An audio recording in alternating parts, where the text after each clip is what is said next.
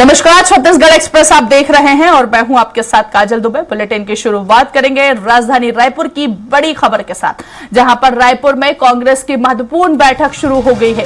प्रदेश प्रभारी सचिन पायलट बैठक ले रहे हैं। रायपुर दक्षिण उपचुनाव की रणनीति पर मंथन हो रहा है। कांग्रेस प्रत्याशी के नामों पर भी चर्चा होगी। बैठक में पीसीसी चीफ दीपक बैज, पूर्व सीएम भूपेश बघेल, नेता प्रतिपक्ष चरणदास महंत भी मौजूद है। पूर्व मंत्री टीएस सिंहदेव, पूर्व मंत्री अनिला भीड़िया के साथ ही बता दें कि मोहन मरकाम बैठक में शिरकत करते हुए नजर आ रहे हैं।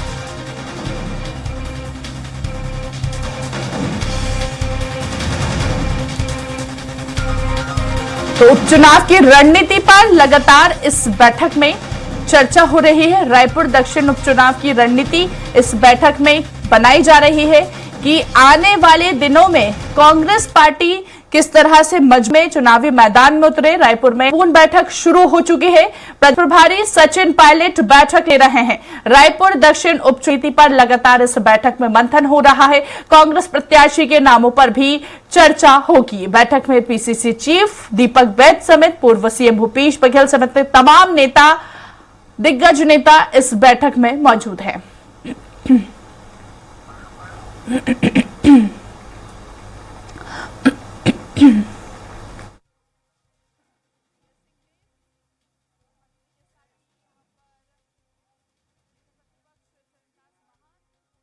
भूपेश बघेल, पीसीसी चीफ दीपक बैज इस बैठक में शिरकत करते हुए नजर आ रहे हैं।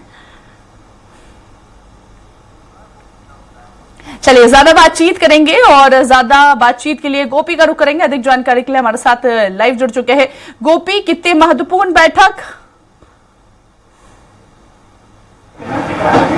जी बिल्कुल, कांग्रेस भवन में यहाँ पर महत्वपूर्ण बैठक जो है वो हो रही है। प्रदेश प्रभारी सचिन पायलट के द्वारा सभी जो यहाँ पर के नेता हैं, दिग्गज नेता हैं, उनके साथ में बैठकें की जा रही है और उपचुनाव को लेकर रणनीतियाँ तैयार की जा रही है। जिस तरीके से लगातार हमने देखा है कि पहले भी पीसीसी चीफ दीपक बैज के द्वारा बैठकें जो है वो ली गई थी और इसके बाद अब प्रदेश प्रभारी और जो नवनियुक्त प्रभारी सचिव हैं उनकी मौजूदगी में यह बैठक जो है वो बुलाई गई है और मैराथन बैठक आज पूरे दिन राजीव भवन में होने जा रही है। यह पहली बैठक है जिसमें नेताओं के साथ में चर्चा हो रही है उपचुनाव को लेकर। इसमें प्रत्याशियों को लेकर भी चर्चा जो है वो की जा रही है। बता दें कि इस बैठक में पीसीसी चीफ दीपक बैज, पूर्व मुख्यमंत्री भूपेश बघेल और चरणदास महंत जो है नेता प्रतिपक्ष वो भी इसमें मौजूद है। साथ ही जो पूर्व मंत्री हैं वो भी इस बैठक में अपने सुझाव जो हैं वो देते हुए दिखाई दे रहे हैं। जिस तरीके से हमने लगातार देखा है कि उपचुनाव को लेकर कांग्रेस अपनी तैयारी जो है वो लगातार की गई है, वहीं इस बैठक को लेकर लगातार अब भाजपा भी तंज कसते हुए नजर आ रही है कि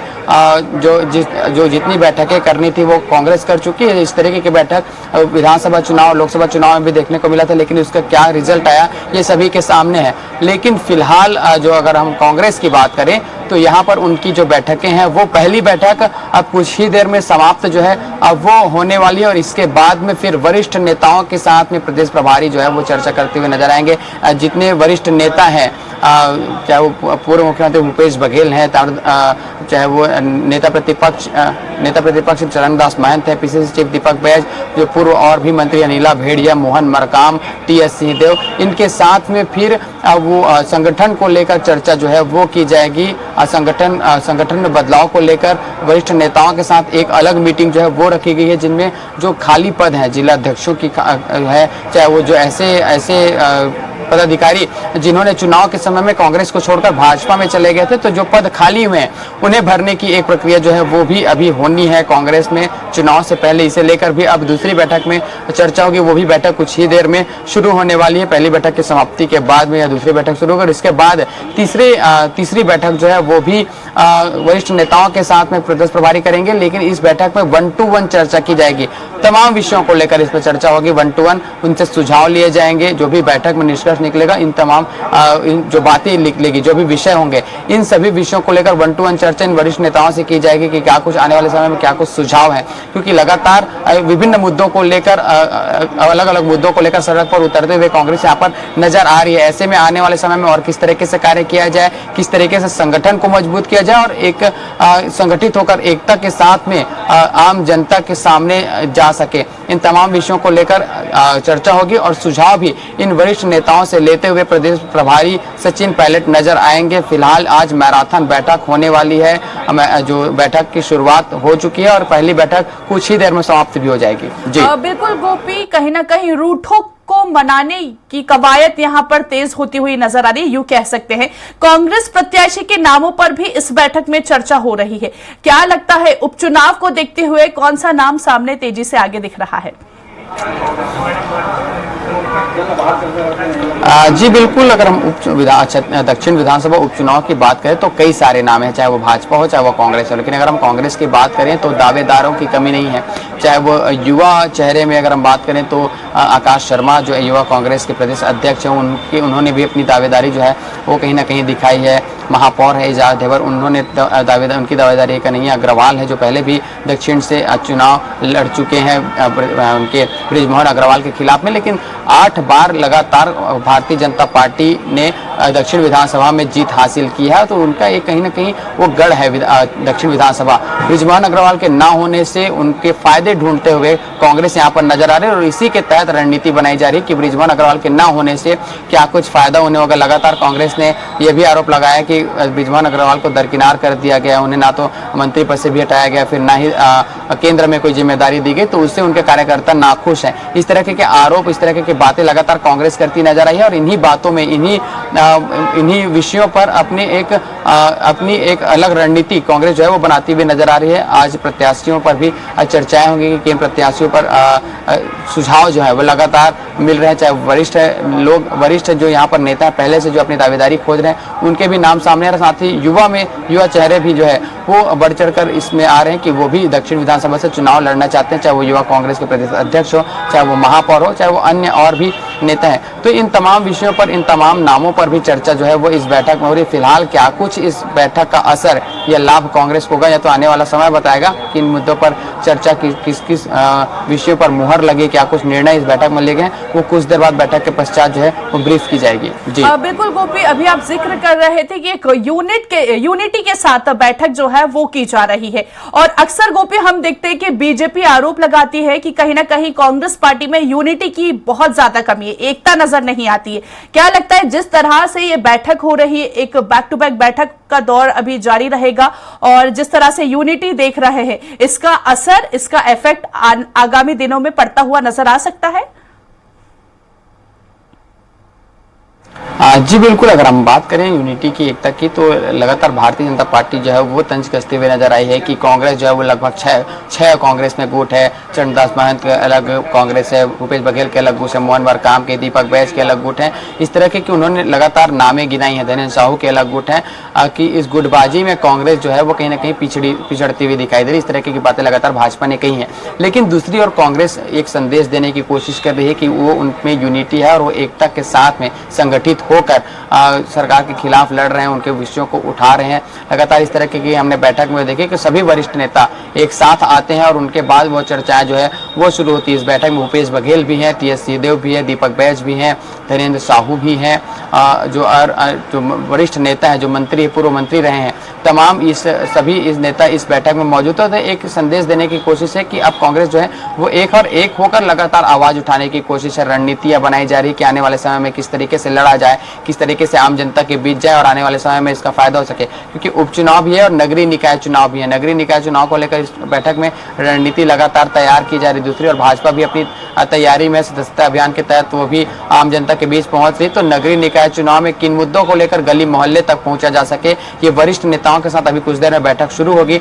इस पर चर्चा की जाएगी नगरीय निकाय और त्रिस्तरीय पंचायत चुनाव को लेकर, क्योंकि अब इस पर कई सारे विषय जो है वो भी निकलकर सामने आ रहे कि प्रत्यक्ष रूप से हो या अप्रत्यक्ष रूप से हो। क्योंकि बता दें कि पहले प्रत्यक्ष रूप से चुनाव होते थे, लेकिन कांग्रेस की सरकार आने के बाद इसे अप्रत्यक्ष रूप से कर दिया गया। महापौर जो नगर पालिका अध्यक्ष के जो चुनाव थे उसे अब एक बार फिर से सुगबुगाहट है इन तमाम विषयों की कि किस पद्धति से चुनाव होंगे। फिलहाल इसका अब तक कोई आधिकारिक जो पुष्टि है वो नहीं हो पाएगी किसमें होगा, लेकिन दोनों ही पार्टी अपनी अपनी रणनीतियां जो है तैयार करें कि आखिर किसी भी पद्धति से, किसी भी प्रक्रिया से चुनाव हो, इस पर अपनी सरकार बना सके। अगर हम वर्तमान की बात करें तो लगभग 90% ऐसे जगह है जहां पर कांग्रेस के महापौर या कांग्रेस के नगर पालिका अध्यक्ष हैं। अब इन्हीं तमाम सत्ता परिवर्तन को लेकर भारतीय जनता पार्टी अपनी तैयारी कर रही है। वहीं इन सभी सीटों पर कैसे फिर से दोबारा जीत हासिल की जा सके, इसे लेकर कांग्रेस अपनी तैयारी करती हुई नजर आ रही है। बिल्कुल गोपी, रायपुर दक्षिण उपचुनाव की रणनीति पर तो मंथन हो रहा है। क्या लगता है जातीय समीकरण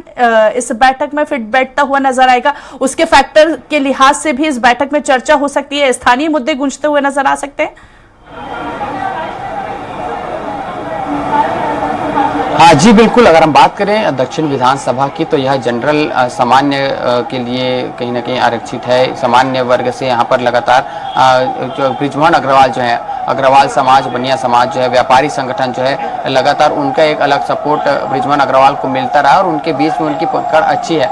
ऐसे में किसी सामान्य वर्ग से, अग्रवाल सामान्य वर्ग से ही कांग्रेस भी अपनी जो प्रत्याशी है वह ढूंढते हुए नजर आ रहे हैं। और इसीलिए हमने दावेदारों की जो बात की, आकाश शर्मा जो सामान्य वर्ग से आते हैं, कन्हैया अग्रवाल जो अग्रवाल समाज से, बनिया जो है व्यापारियों में उनकी एक अच्छी पकड़ है, एजाज ढेबर जो महापौर हैं नगर पालिका के, तो उनकी जिस तरीके से पकड़ है, स्थानीय मुद्दों को लगातार जिस तरीके से वो उठाते हैं पहले भी, इसे लेकर वो अपनी दावेदारी पेश कर रहे हैं और इनके नामों पर बिल्कुल मंथन है। लेकिन इनके नामों के साथ में अन्य और कई भी नाम है, चाहे वो युवा हो, चाहे कई सारे इस क्षेत्र में जो नेता हैं जो लगातार सक्रिय हैं, तो उनके नामों पर भी चर्चा हो रही है। फिलहाल अब ये देखने वाली बात होगी कि आने वाले समय में किसे प्रत्याशी बनाया जाएगा। फिलहाल ये शुरुआती जो चर्चाएं हैं वो अभी बैठक में हो रही है। चलिए ठीक है, बहुत बहुत शुक्रिया गोपी, आप हमारे साथ बने रहिए, आगे आपसे बातचीत करेंगे। तो देखिए, रायपुर दक्षिण उपचुनाव की रणनीति पर इस बैठक में मंथन हुआ है। कांग्रेस प्रत्याशी के नामों पर भी चर्चा हो रही है। बैठक में पीसीसी चीफ दीपक बैज, पूर्व सीएम भूपेश बघेल, नेता प्रतिपक्ष के साथ ही पूर्व मंत्री टीएस सिंहदेव समेत तमाम मंत्री इस बैठक में मौजूद है।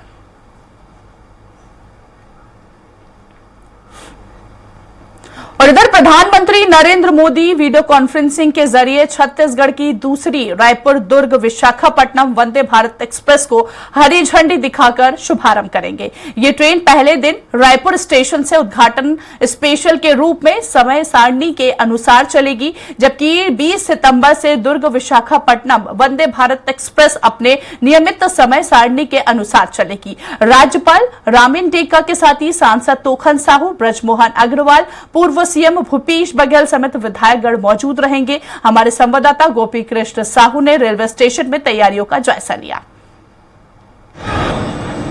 छत्तीसगढ़ को आज दूसरा वंदे भारत एक्सप्रेस की सौगात जो है वो मिलने जा रही है। वर्चुअल रूप से आज पीएम मोदी हरी झंडी दिखाकर इसका शुभारंभ करेंगे। मैं आपको तस्वीरें दिखाना चाहूंगा तैयारियों की। यहाँ पर राजधानी रायपुर के रेलवे स्टेशन में रायपुर विशाखापट्टनम वंदे भारत एक्सप्रेस ट्रेन के शुभारंभ को लेकर तैयारियां जो है वो शुरू हो चुकी है। तैयारियां कहीं ना कहीं अपने अंतिम रूप पर है, जिसमें प्रधानमंत्री नरेंद्र मोदी वर्चुअल रूप से इसमें जुड़ेंगे और इसे हरी झंडी दिखाकर रवाना की जाएगी। यह छत्तीसगढ़ की दूसरी वंदे भारत एक्सप्रेस होने वाली है, जो दुर्ग से विशाखापट्टनम के बीच चलेगी और लगभग 565 किलोमीटर की दूरी मात्र 8 घंटे में यह तय करेगी। लोगों को सर सुविधा युक्त यह ट्रेन जो है वो मिलने जा रही है।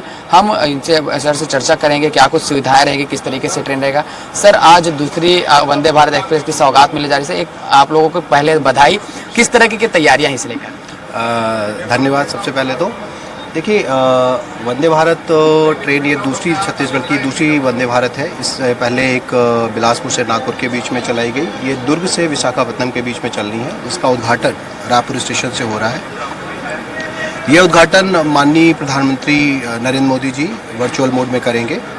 कार्यक्रम की गरिमा बढ़ाने के लिए हमारे माहिम राज्यपाल श्री रामीन टेका जी यहाँ उपलब्ध रहेंगे और साथ में मंत्री और जो हमारे सांसदगण हैं, हमारे विधायकगण हैं, साथ में पब्लिक के विभिन्न जो समूह हैं, जैसे आंध्र समाज, उड़िया समाज के लोग, जैसे हमारे पद्मश्री अवार्डी हैं, हमारे वॉर वेटरन, कुछ हमारे किन्नर बंधु भी हैं वृद्धाश्रम में, उसके अलावा एनसीसी कैडेट, स्काउट लोग इस कार्यक्रम का हिस्सा बन रहे हैं।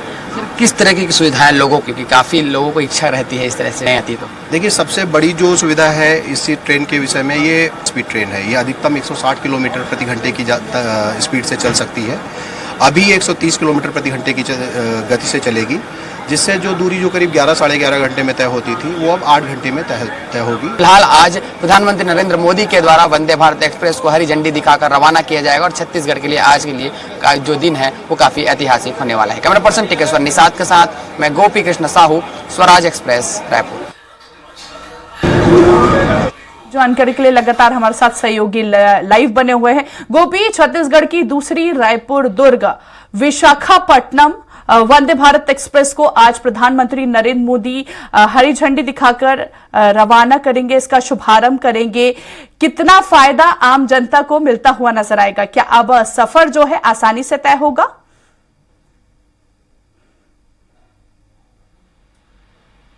को दूसरी बार तो वंदे भारत ट्रेन है, इसकी सौगात मिलने जा रही है। दुर्ग से लेकर विशाखापट्टनम के बीच में यह ट्रेनें चलेगी और लगभग 8 घंटे में यह दुर्ग से विशाखापट्टनम पहुंचा देगी। सुविधाएं कई सारी है, सुरक्षा के इंतजाम है, चाहे वो किसी भी सर्व सुविधा युक्त जो वंदे भारत है इसकी सौगात आज मिलने जा रही है। और कहीं ना कहीं लोगों में उत्साह है। यह दूसरी बार है क्योंकि पहली जो ट्रेन थी वो बिलासपुर से नागपुर के बीच में चली और अब दूसरी ये काफ़ी बिजी रूट है दुर्ग से लेकर विशाखापट्टनम। कई सारे चाहे इसमें व्यापारी वर्ग के लोगों की हम बात करें तो उनके काफ़ी आना जाना जो है वो इस रूट पर होता है। तो इस लिहाज से दूसरी बार जब वंदे भारत की शुरुआत होती है इस रूट पर किया गया और इसकी शुरुआत 3 बजे कार्यक्रम की जो शुरुआत है अब वो हो जाएगी वीडियो कॉन्फ्रेंसिंग के माध्यम से। प्रधानमंत्री नरेंद्र मोदी हरी झंडी दिखाकर इस ट्रेन को रवाना करेंगे 4:15 बजे। आज उद्घाटन विशेष के रूप में यह ट्रेन जो है राजधानी रायपुर से रवाना होगी, रायपुर से विशाखापट्टनम तक चलेगी। लेकिन और अन्य दिनों में यह दुर्ग से ट्रेन जो है वो बनेगी और उसके बाद विशाखापट्टनम तक जाएगी। बता दें कि सप्ताह में गुरुवार को छोड़कर बाकी 6 दिन इसकी जो सेवा है वो मिल सकेगी, यानी कि डेली अगर हम गुरुवार की छोड़ दें तो यह रोज आना यह ट्रेनें जो है अब वो चलेगी, रोज लोग इस पर आना जाना कर सकेंगे। बता दें कि लगभग 650 लोग इस पर रोज अपनी सफर जो है वो तय कर सकते हैं और इसे लेकर चाहे वो रेलवे डिपार्टमेंट की बात करें चाहे वो आम जनता में जनप्रतिनिधि में काफी उत्साह जो है वो बिल्कुल देखा जा रहा है कि ट्रेन की सौगात मिलने जा रही है। पूरी तैयारियां रेलवे स्टेशन में हो चुकी है। हमने वहां जाकर जायजा भी लिया और जो सीनियर डीसीएम थे उनसे भी जानकारी ली कि क्या कुछ इसमें सुरक्षाओं के साथ ही उन्होंने वंदे भारत को लेकर जो एक अपील की है लोगों से जो जिनके द्वारा लगातार वंदे भारत को नुकसान पहुंचाया जा रहा था या पथराव किए जा रहे थे उनसे एक उन्होंने अपील की है कि ये भारत का है, भारत के द्वारा निर्मित है, भारत के प्रोजेक्ट हैं। आने वाले समय में लोग हमारे ही देश के लोगों को इसके फायदा मिलेगा। तो इससे कहीं ना कहीं एक लोगों में जो मन में एक परसेप्शन बना कर रखा गया है उन्हें कहीं ना कहीं हटाने को कहा और एक अपील की गई है कि सुरक्षित रखे वंदे भारत को। फिलहाल अगर हम सुरक्षा के लिहाज से बात करें तो इनके जो कांच है वो पत्थर और पथराव से नहीं टूटेंगे, इसकी भी उन्होंने बात कही है कि इसकी सुरक्षा की जो दृष्टि से इसे बनाया गया है। साथ ही जो डोर है वो अपने आप ओपन होंगे जब तक लोग उस पर चढ़ नहीं जाएंगे। यदि किसी का हाथ पैर फंसता है तो वो डोर बंद नहीं होगा और ट्रेन रवाना नहीं होगी। तो बिल्कुल गिरने वाले जो हादसे हम अक्सर देखते हैं कि दौड़ते हुए चढ़ने के दौरान हादसे होते हैं या रुकने से पहले जब लोग उतरते हैं उस तरह हादसे होते हैं। तो इस तरह के हादसों को लेकर भी मद्देनजर रखकर इस ट्रेन का निर्माण किया गया। इससे लोगों को सौगात जो है आज इसकी मिलने जा रही है। बिल्कुल गोपी, क्या कुछ सुविधा यहाँ पर रहेगी इस ट्रेन में? और अगर प्राइस की बात करें, कीमत की बात करें तो अन्य ट्रेन के मुकाबले में इसका क्या प्राइस रहेगा? एक आम जनता अफोर्ड कर पाएगी? जी बिल्कुल, बता दें अगर हम इसकी कीमतों की बात करें तो जो सामान्य ट्रेन है उनसे इनकी कीमत लगभग 2 गुना है, क्योंकि रेलवे का कहना है कि सुविधाएं जो है वो उस तरीके से मिलेगी जिसके कारण इनकी कीमतों में इजाफा है। हालांकि जो गरीब तबके के हैं, जो निम्न वर्ग से हैं, उनके लिए काफ़ी यह जो ट्रेन की है उनकी कीमतें काफ़ी अधिक है, लेकिन जो सामान्य वर्ग हैं, जो उच्च वर्ग के लोग हैं, उनके लिए यह ट्रेन कहीं ना कहीं एक सुविधाजनक यहाँ पर दिखाई दे रही है। हमने पहले भी इस जो वंदे भारत ट्रेन है उनकी कीमतों को लेकर सवाल उठाते हुए विपक्ष को लगातार देखा है कि ये गरीबों के लिए नहीं है, लेकिन रेलवे का कहना है कि हर वर्ग के लोगों के लिए यह बनाया गया है। हालांकि थोड़ी कीमतें अधिक है, अन्य ट्रेनें से अगर हम बात करें तो 2 गुना कहीं ना कहीं इनकी कीमतें हैं, क्योंकि जो इस तरीके की सुविधाएं जो है अंदर में अगर हम बात करें ट्रेन की, जिस तरीके से उनकी सुविधाएं मिलेगी, चाहे वो सुरक्षा के लिहाज से हो चाहे वो अन्य के तरीके से हो, तो इसके चलते इनकी कीमतों में बिल्कुल इजाफा है। इसे ही लेकर लगातार विपक्ष भी सवाल खड़े करते आई है, लेकिन अगर हम बात करें कि बाकी अगर हम दृष्टि से देखें तो वंदे भारत कहीं ना कहीं एक अच्छी साबित हो रही है और आज इसका सौगात छत्तीसगढ़ को दूसरी बार मिलने जा रहा है। लोगों में काफी उत्साह भी है इस ट्रेन को लेकर। चलिए ठीक है, बहुत बहुत शुक्रिया गोपी, तमाम मुद्दों पर हमसे बातचीत करने के लिए, तमाम जानकारी हम तक साझा करने के लिए। तो देखिए, प्रधानमंत्री नरेंद्र मोदी वीडियो कॉन्फ्रेंसिंग के जरिए छत्तीसगढ़ की दूसरी रायपुर दुर्ग विशाखापट्टनम वंदे भारत एक्सप्रेस को हरी झंडी दिखाकर आज रवाना करेंगे। ये ट्रेन पहले दिन रायपुर स्टेशन से उद्घाटन स्पेशल के रूप में समय सारणी के अनुसार चलेगी, जबकि 20 सितंबर की बात करें तो 20 सितंबर से दुर्ग विशाखापट्टनम वंदे भारत एक्सप्रेस अपने नियमित समय सारणी के अनुसार चलेगी।